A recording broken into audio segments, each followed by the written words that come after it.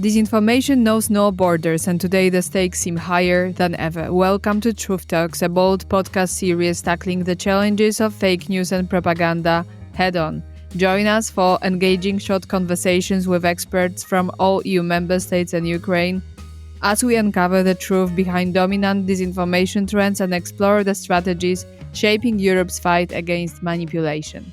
In this episode, we are zooming in on Romania. Today's guest is Diana Filimon, the president of Forum Apulum Association, a civic NGO focused on working with younger generations. Welcome to Truth Talks. Thank you for having me here, and I'm very happy to join you. Our pleasure. Thank you for being with us. Let's turn to the first question. With a highly engaged online audience and a media landscape influenced by both local and external actors, Romania faces distinct challenges in the fight against disinformation. What are the major narratives in terms of disinformation that you see around in Romania? So unfortunately, right now, we have a new wave of disinformation that is circulating, and it's in the middle of all this craziness around the presidential elections. So for those of the listeners who don't know, we had 2 rounds of presidential elections planned for November last year.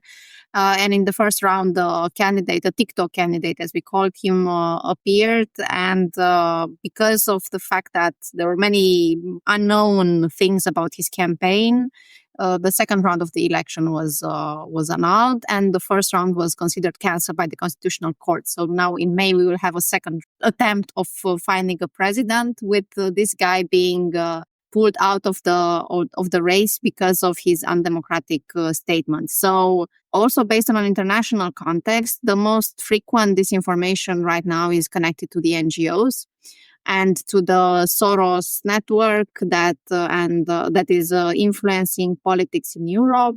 There were even lists circulating around Romania about random people who are influencers or activists or journalists or just intellectuals, pretty well known, being said about them that they were evilly masterminding turn of Romania to being surrendered to foreigners of any kind. And also on this, there is another layer of disinformation that came from the United States about the USAID organizations, funded organizations that just went on. But as a fun fact, behind this very heavy disinformation subjects that we have, I can tell you a big disinformation subject that was wandering the internet like a few weeks ago when we had some snow. There was a rumor saying that the snow doesn't melt if you put it in a big snowball. It doesn't melt because it's no longer snow. It's something else because the system is faking even snow. So that was the funniest, let's say. And there were people actually trying to melt the snow while being basically an ice cube. So that's the funny part. So you mentioned in the beginning this disinformation related to the presidential elections that are being now repeated. And what are the major themes here in terms of this presidential election context? So it is a sovereignist wave. So they are talking a lot about the advantages of Romania being part of the European Union, if it's an advantage or not. A lot of disinformation circulating about the war in Ukraine. There's a big fear, which is normal, of war amongst people, and they are fueling this by saying that we will have to send our boys to fight for Ukraine, which is not our business, and we should ask for peace. And any kind of statement of any politician is interpreted as a big plan of sending Romanian troops to Ukraine to fight some other people's war, or that the European Union, by arming itself, will basically speed up the process of leading up to a third world war. So these are the biggest things that are circulating online. I would say that the war is a big umbrella. The fear of war is a big umbrella because under it you can hide the question of should we be part of any big organization like NATO or EU. because they could lead us to war. Should we defend Ukraine? Should we realign our international position and stuff like that? I see. So it sounds that if people go for these kinds of disinformative narratives, it's to benefit mainly Russia. So perfectly, if Romania leaves NATO and the European Union and is just one individual country without any external support, yes? So it would be the end to which this disinformation leads. Yeah, there are various shades of how this will turn out, but definitely the main narrative is not to be against Russia.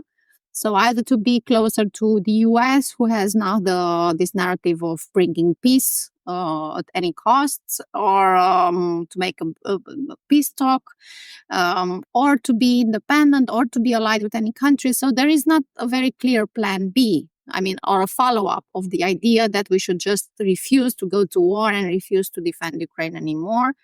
It's just, this is the most thrown idea, but nobody really has a plan. Okay, so what are we going to do if we are going to get out of NATO, or if NATO crumbles, or if we get out of EU? Nobody has an idea of what we will do, because we are, the sovereignist always think that every country is so amazing, but we are just blocked. Our huge potential is just blocked by foreigners, by evil foreigners who are stopping us.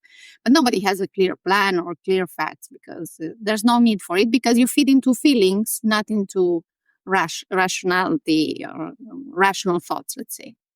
And I understand that politicians are either embracing this type of narratives or being against them. So there is nothing in between.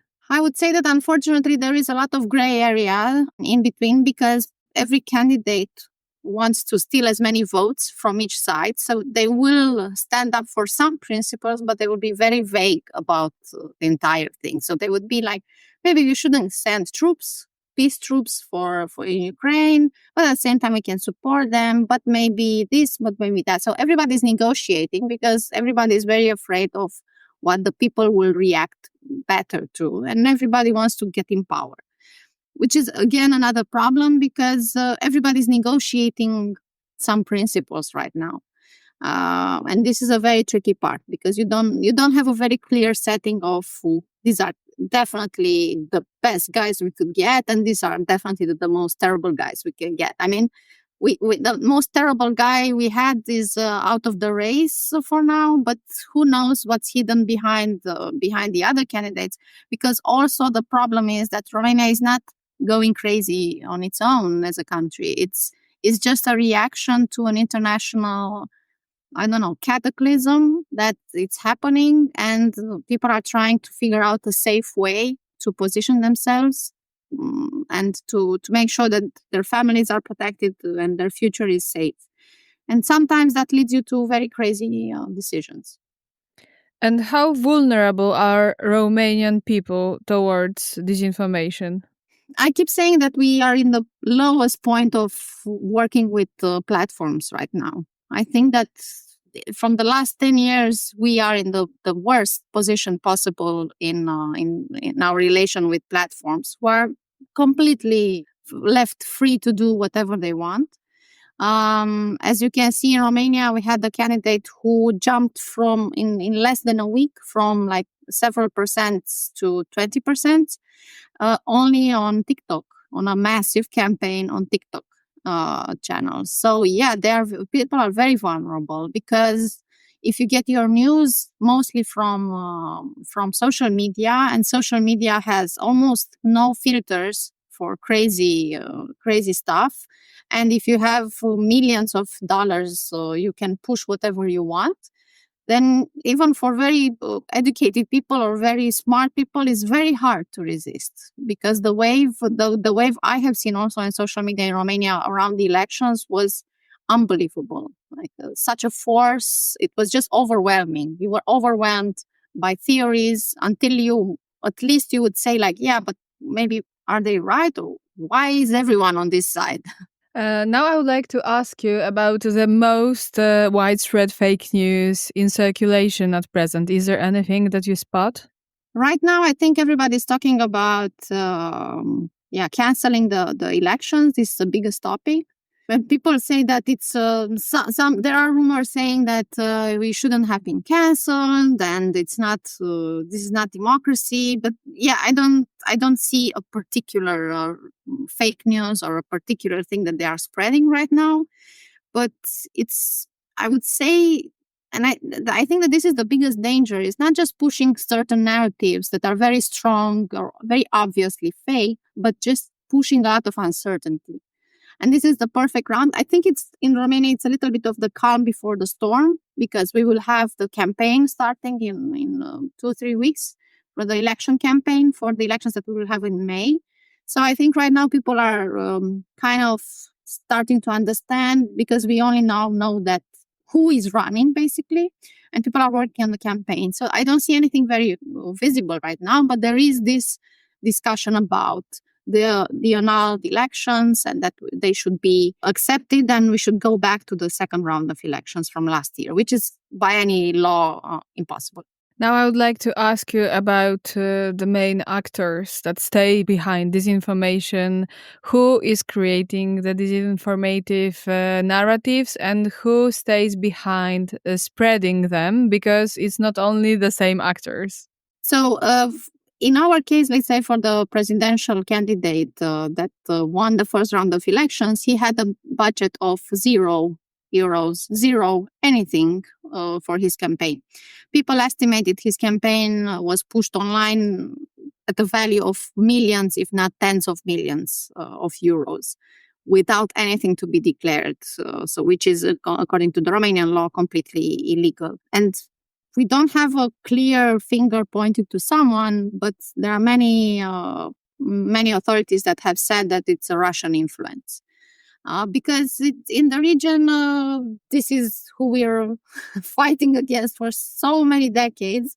And they are the ones who also were pretty vocal in Romania. And they attacked us. They said that this is not a proper democracy. They said that the candidate should have been allowed to go in the second round. And they kind of supported him. So if you put 2 and 2 together, you kind of understand that if they are supporting him, and there are some questionable money floating around, they might be the ones who supported him also in the campaign. But at the same time, we also had Elon Musk supporting these guys. So who knows where the money will come from. But I would say that definitely for this part of the world, Russia is and will always be our biggest danger, biggest enemy from the disinformation point of view. Yes, but there are also internal actors like Georgescu that you are talking about, but also probably other actors, political definitely. actors, But I think he's just one of the many. He's the lucky card. But he was supported against support in Romania from our political party that is a populist by definition, and was not as, let's say, courageous as he was to embrace far right so hard as he did. But they are supporting him and now are kind of taking over his legacy and trying to push it forward. But I think legacy is a big word. Yeah, and it forward, and we have different other smaller actors that are pushing similar narratives. We have Diana Filimon, who is the leader of another political party that also embraces the far right orientation, who doesn't support Georgescu, but she's definitely supporting a more pro-Russian orientation of Romania. But she also was not allowed to run because the Constitutional Court and the Electoral Office said that she is not respecting democracy. So you cannot run in a democracy if you don't respect the rules of democracy. And also both of them have had very controversial signs and positions that reminded us of the late 1930s, early 1940s and the Nazi regime. Yeah, they keep appearing. It's like guacamole. I don't know. If you know the game, you think you know them, and then the next week another guy appears on TikTok and has a huge following, and then another guy and another guy. So it's really, I think, is the time of the crazy. We are witnessing an age of pretty much madness, let's say, in a political spectrum, and anything can happen. We are really on uncharted territory at this point in democratic countries all over the world. Okay, now a very potentially interesting question. I mean, potentially bringing in a very fascinating answer. How would you define the specific character of disinformation in Romania? I would not say that it's very unique. I think it taps into the identity crisis. I think this is the biggest crisis that we have around the world. People need to identify themselves with something. It's a consequence of globalization, of social media platforms that kind of erased some borders or some I don't know, distances between us. But at the end of the day, you don't really understand who you are anymore. And if a guy comes or a girl comes and tells you, you are a proud Romanian, you have been here for millions of years or whatever they say, and then you kind of feel like you belong. So I have a weird theory that we are missing more communities than we ever did. And they have been stolen from us by social media and online interaction. We are also witnessing a huge aftershock of the pandemics, because that only put more fuel on the fire of feeling alone and not being able to identify yourself with a community, with a group, with a country, maybe. And all what this disinformation feeds on is this need to belong. And they give them a place to belong. And if that comes up with a pack of crazy stuff, like this guy, Georgescu, said that energy is in the water and we should start selling water, which is like, we could go on about the crazy stuff that he said. You are willing to get over that stuff because you feel that you belong there. And it was incredibly sad to see when his candidature was canceled, that were people crying and saying, like, I really believe that this is my community, my tribe, and now everything I hoped for just disappeared. So maybe it's also related to laicization of our societies. Exactly. So I think that we have to understand that no matter what country we are talking about, people don't want to harm the others or to destroy a country or to realign necessarily with the country or against the country. They just want to feel like they belong somewhere.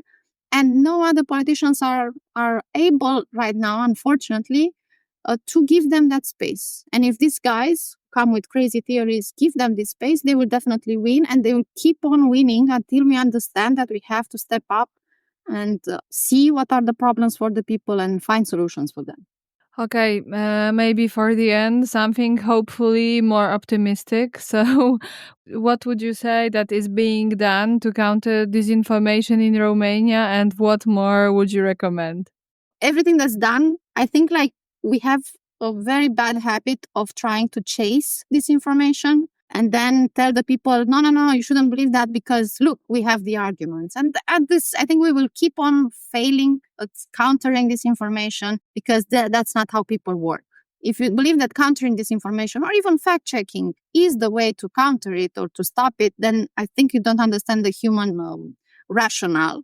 We need to come up with better narratives. We need to come up with a better version of the world and to show it to people and for people to join us in believing in that world. The problem is that we as a democratic, let's say, group of people who believe in freedom and democracy and all that, we are very bad at selling our stories and selling our dreams and selling our ideas about the future. And because we are so busy saying, oh, no, these guys are crazy. You are stupid for believing them. And everything they say is stupid. Like, who's going to follow you if you tell them they are stupid all the time? You need to come up with a better idea and say, I totally understand where this frustration comes from. I feel the same. Let's find a solution together. Or this is my idea of how we should do it. Thank you. I hope that many people will listen to us, also politicians, so that they know how to act. Also Romanian politicians, possibly. Thank you so much. As this brings us to an end of this conversation about Romanian disinformation landscape. Thank you so much for this talk. Thank you for having me. Truth Talk series is part of the project Guardians of Truth, fact-checking during Poland's EU presidency, which is supported by European Media and Information Fund, managed by Calouste Gulbenkian Foundation.